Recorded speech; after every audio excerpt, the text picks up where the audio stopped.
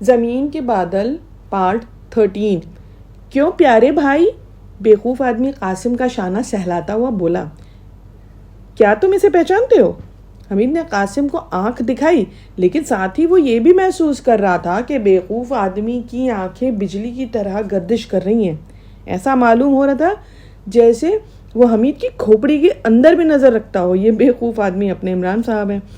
قاسم کی بھی شاید عقل آ گئی تھی۔ اس نے کہا، نائے میں کیا جانوں، یہ ان چینیوں کے ساتھ نہیں تھا۔ قاسم نے کہا، وہ اردو میں گفتگو کر رہا تھا۔ یک بیک وہ حمید کی طرف دیکھ کے دہاڑا، خدا تمہیں غارت کرے، تم میری منگیتر کو کیوں گھور رہے ہو؟ دوسرا مشرقی ہنسنے لگا، لیکن احمق یعنی عمران صاحب بدستور سنجیدہ نظر آ رہے تھے۔ حمید کیلی کو برابر گھورے جا رہا تھا۔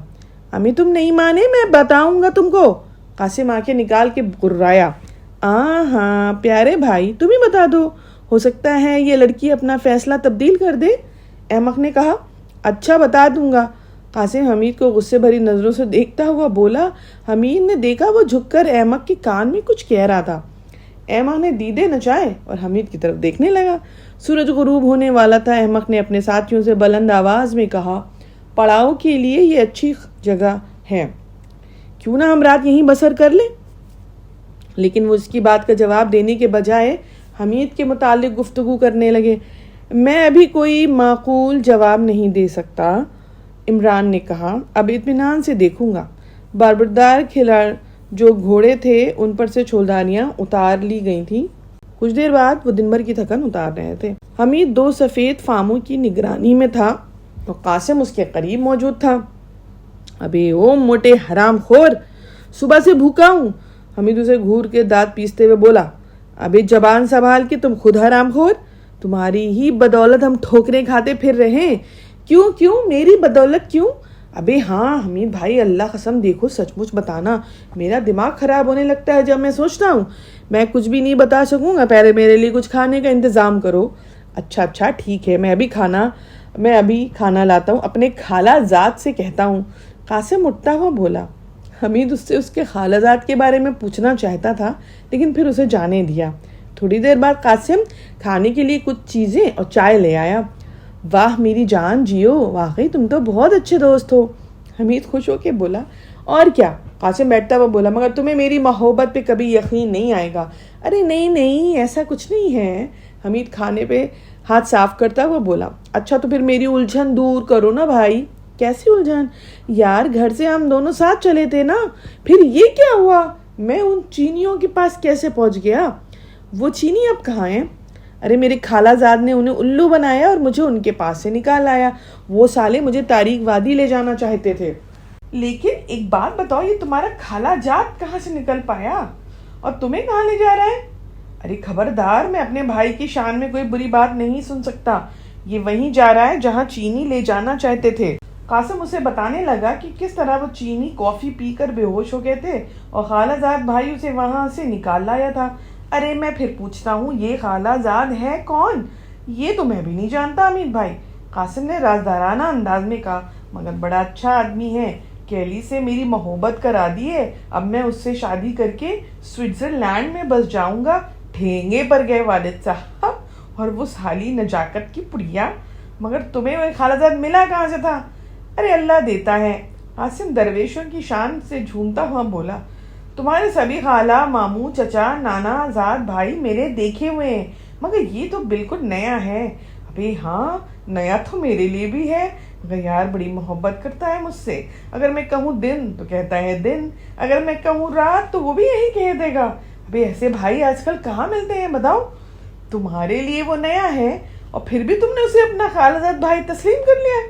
حمید آنکھیں نکال کے بولا، کیوں نہ تسلیم کروں لوں، وہ میرے لیے بڑے لمبے چوڑے ناشتے بناتا ہے۔ کیا رشتے بناتا ہے؟ ارے ہاں رشتے بناتا ہے، ناشتے نہیں، میں کچھ اور کہہ رہا تھا، میری سمجھ میں نہیں آتا، جتنا سمجھتا ہوں بتا دوں گا۔ میں تمہیں سمجھاتا ہوں کیا رشتہ بتاتا ہے۔ غدر کے زمانے میں ایک نانا ادھر چلے آئے اور دوسرے نانا ادھر چلے گئے، ادھر کے نانا سے ایک خالہ ہوئی اور ادھر کے نانا سے دوسری خالہ ہوئی، ایک خالہ سے میں ہوں اور دوسری خالہ سے وہ خود ہے، اور نانی سے تم دونوں کے باپ ہیں۔ حمید جھلا کے بولا ابھی کب عقل آئے گی، جو بھی چاہتا ہے تجھے الو بنا لیتا ہے، اے شامت آئی ہے تمہاری؟ قاسم دہاڑ کے کھڑا ہو گیا، ارے نہیں پیارے۔ حمید جلدی سے بولا میں تو تمہیں یوں ہی چھیڑ رہا تھا، مگر تمہاری محبوبہ تو مجھے بالکل پسند نہیں آئی، خدا کا شکر ہے۔ قاسم بولا، پھر یک بیک وہ بہت خوش نظر آنے لگا اور چہک کر بولا بالکل چوپٹ ہے حمید بھائی، مگر دل کی بات تو مجھے بھی اچھی لگتی ہے، اچھی تو لگتی ہے نا۔ ہائے کیسا خیاؤں خیاؤں بولتی ہے۔ وہ اپنا سینہ اس انداز میں مسل رہا تھا جیسے اندر آگ لگی ہو۔ پھر جلدی سے بولا ارے ہاں تم یہاں پہ کیسے؟ تمہاری تلاش میں دھکے کھاتے پھر رہے ہیں، تمہیں ان چینیوں نے اغوا کیا تھا؟ کرنل کہاں ہیں؟ ارے وہ بھی کہیں بھٹکتے پھر رہے ہوں گے میرے لیے۔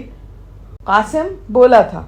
حمید کچھ بھی نہیں بولا، جو کچھ بھی کہنے والا تھا وہ سب سامنے ہی نظر آ رہا تھا، اور جو نہیں تھا وہ آ جائے گا۔ وہ پھر اپنی چائے کی طرف متوجہ ہو گیا تھا۔ اتنے میں قاسم کا خالہ بھائی ایک سفید فام کے ساتھ چھولداری میں داخل ہوا۔ حمید کے چہرے سے لاپرواہی ظاہر ہو رہی تھی۔ دفتن سفید فام نے اس سے پوچھا تم کرنل فریدی کے اسسٹنٹ ہو؟ کرنل فریدی؟ حمید نے حیرت ظاہر کرتے ہوئے کہا میں کسی کرنل فریدی کو تو نہیں جانتا، تم لوگوں نے خواہ مخواہ مجھے تکلیف دی، کیا میں نے تمہیں کوئی نقصان پہنچایا؟ نہیں، مگر تم اس حلیے میں کیوں تھے؟ تم سے مطلب گھوڑے کے دم سے لٹکا پھروں؟ تم کون ہوتے ہیں میرے معاملے میں دخل دینے والے؟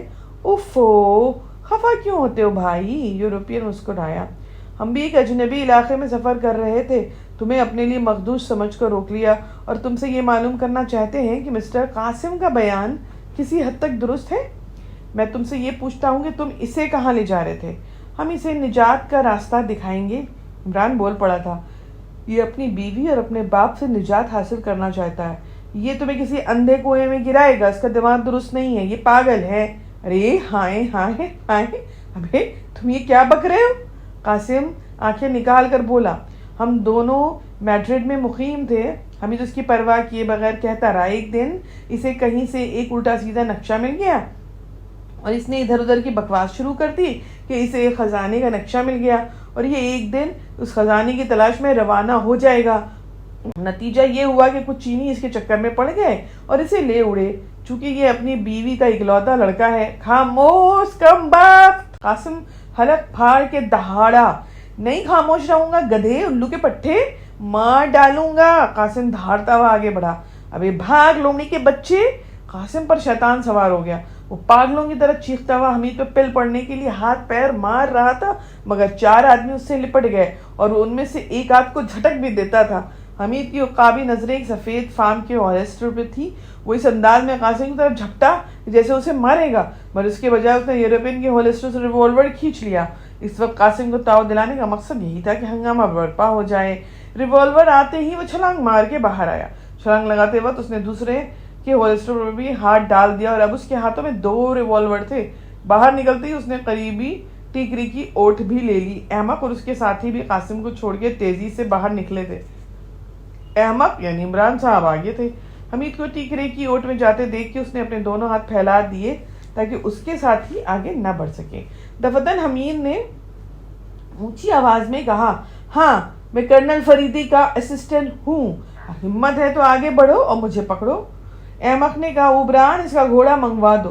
حمید نے اس پہ قہقہا لگایا، تم مجھے بیوقوف نہیں بنا سکتے دوست، میں تمہارے ٹائپ کو اچھی طرح سمجھ چکا ہوں۔ سمجھ چکے ہو نا؟ عمران نے کہا، اسی لیے چاہتا ہوں یہاں سے دفع ہو جاؤ، میں تم سبوں کو للکار رہا ہوں، جس میں ہمت ہے آئے۔ ارے جاؤ جاؤ، ہم کوئی لچے رفنگے ہیں کہ تمہاری للکار میں آ جائیں؟ اپنا راستہ لو، ہمارے پاس اتنا راشن نہیں ہے کہ ہم تمہیں کھلا سکیں، موٹے کو میرے حوالے کر دو۔ شکریہ، ضرور لے جاؤ، ورنہ یہ اب ہمیں بھی کھانا شروع کر دے گا، راشن کی قلت اسی کی وجہ سے ہو گئی ہے۔ حمید الجھن میں پڑ گیا، وہ سوچ رہا تھا کہ یہ احمق آدمی تو خطرناک معلوم ہوتا ہے، ہو سکتا ہے یہ بھی کوئی چال ہو۔ دفتن ایک سفید فام نے کہا، اگر تم کرنل فریدی کے اسسٹنٹ ہو تو واپس آ جاؤ نا، ہمارا کسی سے کوئی جھگڑا تھوڑی نہ ہے، اگر یہ واپس آیا تو میں اسے جان سے مار دوں گا۔ قاسم دہاڑا، سالے نے کتنی گالیاں دی تھی مجھے، کیا تم لوگ بہرے ہو گئے ہو یا تم مجھے اس سے پکڑوانا چاہتے ہو؟ اور تم نے مجھے کیوں پکڑا تھا؟ قاسم کی ذہنی روح شاید پھر بہک گئی تھی۔ خاموش رہو نا پیارے بھائی، احمد نرم لہجے میں بولا۔ نہیں خاموش رہوں گا۔ اچھی بات ہے، چیخو پھر، اس نے کہا، اور حمید نے دیکھا کہ وہ لوگ احمق کے اشارے پہ واپس جا رہے تھے۔ حمید کی الجھن اور زیادہ بڑھ گئی۔ وہ اس مکار آدمی کو سمجھنے کی کوشش کرنے لگا۔ قاسم وہیں کھڑا رہ گیا۔ حمید نے آواز دی۔ وہ ٹیکرے کی طرف بڑھنے لگا۔ آ جاؤ، میں تمہیں گولی نہیں ماروں گا۔ قاسم کچھ کہے بغیر چلتا رہا۔ احمق اور اس کے ساتھی نظروں سے الجھن ہو گئے تھے۔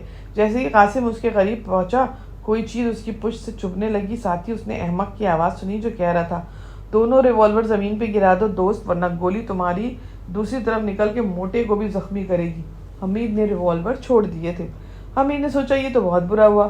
قاسم کو کنٹرول کرنے کی فکر میں وہ یہ بھی بھول گیا کہ اس کے پیچھے سے تو کوئی آ سکتا تھا۔ پیارے بھائی، دونوں ریوالور اٹھا کے پیچھے ہٹ جاؤ۔ ٹھیک، شاباش، تم اچھے آدمی ہو۔ پیچھے ہٹو تھوڑا اور، ٹھیک ہے، وہیں کھڑے رہو۔ پھر حمید کی پشت میں چبھنے والی چیز ہٹا لی گئی، لیکن حمید جھکا تو کھڑا تھا۔ دفتن احمق نے مڑ کر دیکھا۔ ادھر تو دیکھو۔ حمید اس کی طرف مڑا۔ احمق کے ہاتھ میں لکڑی کا ٹکڑا تھا۔ وہ اسے اس کی طرف بڑھاتا ہوا بولا، یہ لو، اسے جادو کا ڈنڈا کہتے ہیں۔ بڑی بڑی توپوں کے رخ پھیر دیے ہیں اس نے۔ حمید کو بڑا تاؤ آیا اپنی حماقت پہ۔ اس نے وہ ڈنڈا احمق کے ہاتھ سے چھین کے اس پر کھینچ مارا، لیکن وہ اس پر سے گزرتا ہوا دوسری طرف جا گرا۔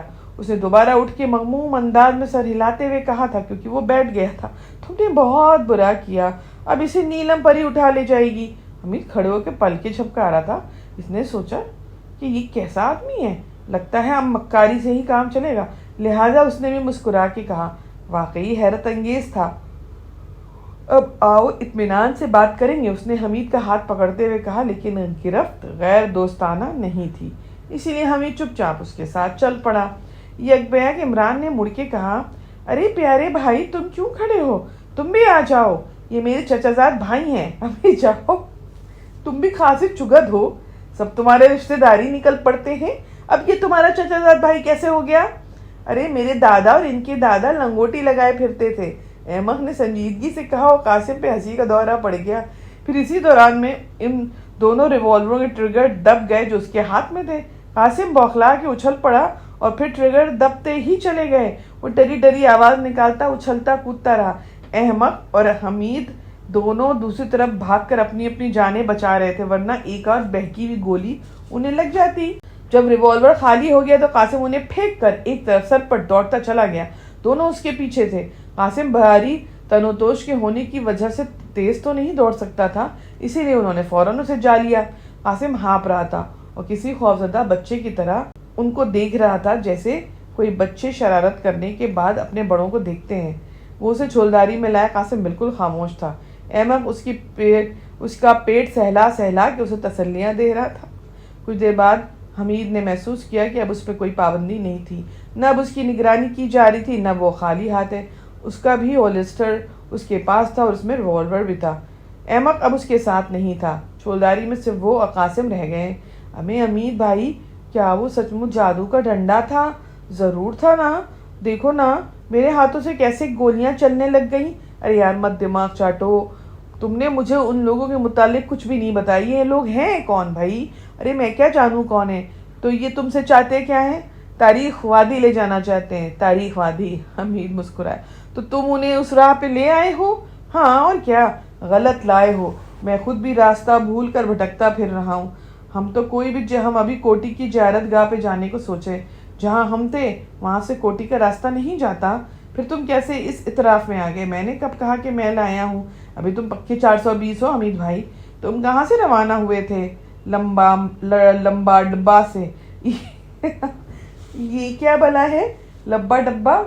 شہر کا نام ہے، ایکواڈور میں اس نام کا کوئی شہر نہیں ہے۔ ارے بھائی نہ ہوگا سالہ، میں کیا کروں؟ قاسم جھلا گیا تھا۔ یہ تم ریوامبا سے روانہ ہوئے ہوگے؟ ارے ٹھینگے میں لیوامبا گیا اور لبا ڈبا، اب میری کھوپڑی نہ کھاؤ بھائی تم۔ اچھا بیٹا، یہ تمہارے خالہ زاد بھائی کا نام کیا ہے؟ اسی سے پوچھو، میں کوئی نام یاد رکھنے کی مشین ہوں؟ ہوگا سالہ بھائی، ابھی تو مرچی کیوں چبا رہا ہے؟ کہاں؟ قاسم بوکھلا کے اپنا منہ ٹٹولنے لگا۔ ابھی تم اتنا جھوٹ کیوں بولتے ہو؟ شرم نہیں آتی؟ حمید اکتا کے باہر نکل آیا۔ پھر اسے ان کے نام معلوم ہونے میں دیر نہ لگی۔ دوسرا مشرقی اس سے خواہ مخواہ بات کرنے پہ تل گیا۔ اس نے حمید کو اپنے ساتھیوں کے نام بتائے۔ عمران کے نام پہ حمید چونکا اور مسکرا کے بولا، تمہارا عمران سے کیا تعلق ہے؟ ہم دونوں کلیگ ہیں۔ حمید مسکرا کے رہ گیا۔ پھر پھر بولا یہ بتائیے تاریک وادی کے سفر کا کیا مقصد ہے؟ مجھے افسوس ہے کہ میں پارٹی لیڈر کی مرضی کے بغیر نہ بتا سکوں گا۔ صفدر نے کہا لیڈر کون ہے؟ عمران۔ لیکن اس موٹے کی یادداشت پہ اعتماد کر کے سفر کرنا کہاں کی عقل مندی تھی؟ پتہ نہیں، عمران صاحب ہی جانے ان کا معاملہ۔ حمید کچھ نہ بولا۔ رات کے کھانے پہ وہ ان کے ساتھ ہی تھا۔ صفدر نے دوسرے لوگوں کا تعارف اس سے کرایا۔ حمید نے تہیہ کر لیا کہ وہ اب ان سے کچھ نہ پوچھے گا۔ اس نے کرامول کے استفسار پہ وہ یہ نہیں بتایا تھا کہ کرنل فریدی بھی تاریک وادی کا سفر کر رہا ہے۔ اس نے صرف یہ بتایا کہ وہ قاسم کی تلاش میں نکلے تھے۔ کھانے کے بعد ایک جگہ عمران حمید کو تنہا مل گیا۔ کرنل تم سے بخوبی واقف ہیں، حمید نے کہا تھا۔ میں بھی ان سے واقف ہوں، عمران مسکرایا۔ لیکن کیا یہ سنگھی والی کہانی درست تھی؟ ہاں، اب تو اتنی کہانیاں ڈھیر ہو گئی ہیں کہ کسی کی بھی تفسیر ذہن میں نہیں۔ اچھا تو کیا تم لوگ بھی ان کا بادشاہوں کے خزانے کے چکر میں ہو؟ میں خزانوں سے ہمیں کیا سروکار؟ پھر یہ سفر کیوں اختیار کیا گیا؟ عمران نے بات اڑا دی اور حمید کو دوسری باتوں میں الجھایا، مگر بات پھر وہیں سے آ پہنچی جہاں سے شروع ہوئی تھی۔ لیکن اس بار حمید نے سفر کا مقصد معلوم کرنے کی کوشش نہیں کی۔ دوسرے دن ان کا سفر پھر شروع ہو گیا۔ حمید سوچ رہا تھا کہ پتہ نہیں اس کے قافلے کا کیا حشر ہوا، ہو سکتا ہے فریدی وغیرہ اس کی تلاش میں ہو۔ عمران اور اس کے ساتھی اب بھی اس سے خوش اخلاقی سے پیش آ رہے تھے۔ حمید کو ان سے اس کے علاوہ کوئی شکایت نہیں تھی کہ انہوں نے قاسم کا دماغ بالکل ہی الٹ دیا تھا۔ خصوصیت سے وہ عمران کا تو اتنا گرویدہ ہو گیا تھا کہ اس کے لیے حمید سے بھی لڑ بیٹھتا تھا۔ حمید نے خود بھی دیکھا کہ عمران بڑی شدت سے قاسم کے ہاں میں ہاں ملاتا ہے۔ اس وقت قاسم گھوڑے پہ بڑا مضحکہ خیز لگ رہا تھا۔ ایسا معلوم ہو رہا تھا جیسے کسی لجلجے ربر کا ایک بہت بڑا گنبد گھوڑے پہ رکھ دیا گیا ہو۔ حمید نے گھوڑے کو مہمیز کیا اور قاسم کے برابر پہنچ گیا۔ قاسم اس وقت نہ صرف کیلی کو گھور رہا تھا بلکہ اسی انداز میں اپنے سر کو بھی جنبش دینے کی کوشش کر رہا تھا جس طرح گھوڑے کی رفتار کی مناسبت سے کیلی کا سر ہل رہا تھا۔ حمید کو دیکھ کے وہ گڑبڑا گیا اور پھر اس کی ہی چل پڑی۔ کچھ دیر تو اسی طرح ہنستا رہا، پھر بولا ہمیں حمید بھائی دیکھو، ہائے ہائے کس طرح کوپڑی ہل رہی ہے، جی چاہتا ہے قربان ہو جاؤں۔ حمید خاموشی سے اکتا گیا تھا، پھر اس نے سوچا تھوڑا ہنگامہ ہی صحیح، بہت نیک اور شریف لڑکی ہے۔ حمید نے کہا بہت بہت غمید بھائی، مگر صورت شکل کی اچھی نہیں ہے۔ کیوں؟ ہو سکتا ہے، مگر ابھی کچھ دیر پہلے جب میرے ساتھ چل رہی تھی تو کہہ رہی تھی مسٹر حمید تم اتنے اچھے کیوں لگتے ہو۔ قاسم کی چہرے کی رنگت بدل گئی، پہلے تو وہ ورنک نظر آیا، پھر یک بے یک بپھر گیا۔ ہمیں تم کمینے ہو، میرا معاملہ خراب کر دو گے، اس جنگل میں مجھے کوئی پھانسی دینے نہیں آئے گا، میں تمہیں مار ڈالوں گا، میں تمہارا پیٹ اسی طرح چاک کروں گا جیسے تربوز کاٹتے ہیں۔ اچھا تو ٹھہرو۔ قاسم نے گھوڑا اسی کی طرف موڑا اور ہاتھ اٹھاتے ہوئے جھپٹا۔ اتنے میں عمران وہاں پہنچ گیا۔ ارے پیارے بھائی کیا کر رہے ہو؟ اس نے قاسم سے کہا۔ ارے تم مت بولو، آج فیصلہ ہو کر رہے گا۔ آخر بات کیا ہے؟ عمران اپنا گھوڑا دونوں کے درمیان لاتا ہوا بولا۔ ارے بات کیا ہونی تھی، حمید بولا۔ مجھ سے کہنے لگا کیلی گراہم کہتی ہے کہ مجھے کیپٹن حمید بہت اچھا لگتا ہے۔ ارے خدا تمہیں غارت کرے، جھوٹے 420۔ قاسم غصے کی وجہ سے بات نہ کہہ پایا۔ ارے ہاں خدا ضرور غارت کرے گا، تم آگے جاؤ نا پیارے بھائی، تمہیں تو کیلی کے ساتھ ہونا چاہیے، ابھی اس سے گفتگو نہ کرنا ورنہ معاملہ گڑبڑ ہو جائے گا، اسے سمجھاؤ۔ قاسم حمید کی طرف ہاتھ اٹھا کے دھاڑا، ورنہ میں اسے قتل کر دوں گا۔ ارے نہیں پیارے بھائی، اس طرح نہ چیخو، یورپین لڑکیاں چیخنے والوں کو جانور سمجھتی ہیں۔ قاسم بغلیں جھانکنے لگا، چونکہ اب اس کا ذہن دوسری طرف متوجہ ہو گیا تھا، اس لیے اس کا بیڑا و حلیہ بھی اعتدال پر آ گیا، لیکن اس کے باوجود بھی تھوڑی دیر تک خالی و ذہنی کے سے انداز میں حمید کو گھورتا رہا، پھر چپ چاپ دوسری طرف مڑ گیا۔ عمران حمید کے ساتھ چلنے لگا۔ کیوں پیارے کپتان صاحب، کیا تم اکیلے ہی اس موٹے کی تلاش میں نکلے تھے؟ نہیں، میرے ساتھ 3 بطخیں اور کچھ خرگوش بھی تھے۔ اچھا، پھر اب ہمیں کیا کرنا چاہیے؟ عمران بھی بولا تھا۔ کس سلسلے میں؟ تم دونوں کے متعلق۔ میں سوچتا ہوں کہ تمہیں یہیں سے واپس کر دوں، میں اسے مناسب نہیں سمجھتا۔ کیوں؟ میں چینیوں سے نپٹے بغیر واپس نہیں جاؤں گا جنہوں نے اس موٹے کو اڑایا تھا۔ ہمیں کسی بیوقوف کو بھی بیوقوف بنا کر تمہیں کیا مل جائے گا؟ میں نہیں سمجھا۔ تم کیوں چھپا رہے ہو کہ تمہاری پارٹی بھی انہی جنگلوں میں موجود ہے؟ غلط سمجھتے ہو؟ خیر یہ تو میرے لیے کوئی نئی بات نہیں، میں غلط سمجھنے کا عادی ہو چکا ہوں، بعض اوقات تو صحیح بھی غلط ہو جاتا ہے۔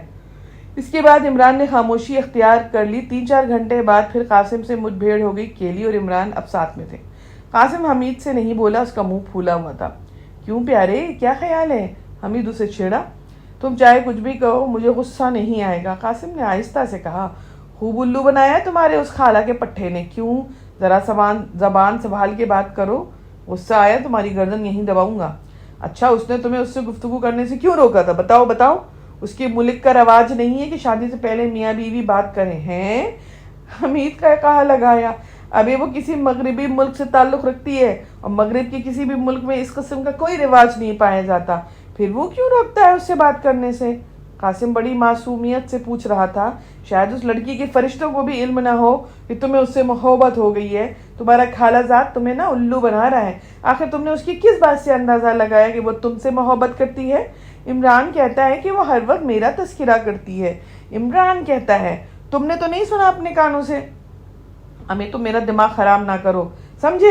تمہارے ٹھینگے سے کچھ بھی ہو۔ قاسم نے جھلا کے کہا اور گھوڑا آگے بڑھا لے گیا۔ یہ سفر دن بھر جاری رہا اور شام کو ایک بار پھر انہوں نے قیام کیا۔ آج ہی وہ کوٹی کی زیارت گاہ سے گزرے تھے، لیکن فریدی یا اس کی پارٹی کہیں بھی مٹبھیڑ ابھی تک نہیں ہوئی تھی۔ حمید سوچ رہا تھا کہ فریدی کیا واپس چلا گیا؟ کوٹی کی زیارت گاہ سے مشرقی ڈھلوان شروع ہوتی تھی اور یہاں بہت گھنے جنگل تھے۔ حمید نے عمران کو آگاہ کیا کہ اب وہ ایک خطرناک علاقے میں داخل ہو رہے ہیں، اسی لیے انہیں بہت محتاط رہنا چاہیے۔ رات کو انہوں نے فیصلہ کیا کہ وہ باری باری جاگتے رہیں گے، لیکن ایک بار اوبران کے 2 آدمی جن کے پہرا دینے کی باری تھی سو ہی گئے، اور اسے اتفاق کہنا چاہیے یا مقدر۔ جنگلیوں کی ایک بہت بڑی تعداد ان پر آ پڑی اور انہیں سنبھلنے کا بھی موقع نہ ملا، وہ سب پکڑ لیے گئے۔ اوبران کا ایک ماتحت مارا بھی گیا، کیلی محفوظ تھی، اسے کسی نے ہاتھ نہیں لگایا۔ جنگلی اسے بہت حیرت سے دیکھ رہے تھے۔ عمران اس کے ساتھیوں کو ایک فائر کرنے کا بھی موقع نہ ملا تھا۔ تم اپنے چہرے سے خوف ظاہر نہ کرنا، عمران نے کیلی سے کہا، شاید تم ہی اب ہمارے کام آ سکتی ہو۔ پتہ نہیں جنگلی ان سے کیا چاہتے تھے، انہوں نے ان کو محفوظ مقام پہ پہنچایا تھا اور ابھی تک کوئی نقصان بھی نہیں پہنچایا تھا۔ میں کس طرح مدد کروں گی؟ کیلی نے پوچھا۔ اگر زندہ رہا تو بتا دوں گا۔ پھر میں بے بسی محسوس کر رہا ہوں، عمران نے کہا، کیونکہ اس لیے کہ مجھے ان کی زبان نہیں آتی، ورنہ انہیں ناچنے پہ مجبور کر دیتا۔ دفتن حمید نے محسوس کیا کہ لوگ قاسم کو ٹٹول ٹٹول کر دیکھ رہے ہیں، جسے قربانی کے دھمبے کو ٹٹول ٹٹول کر دیکھا جاتا ہے۔ اگر ابھی تک سبسکرائب نہیں کیا ہے تو سبسکرائب کر لیں اور فالو بھی کرتے رہیں۔ شکریہ۔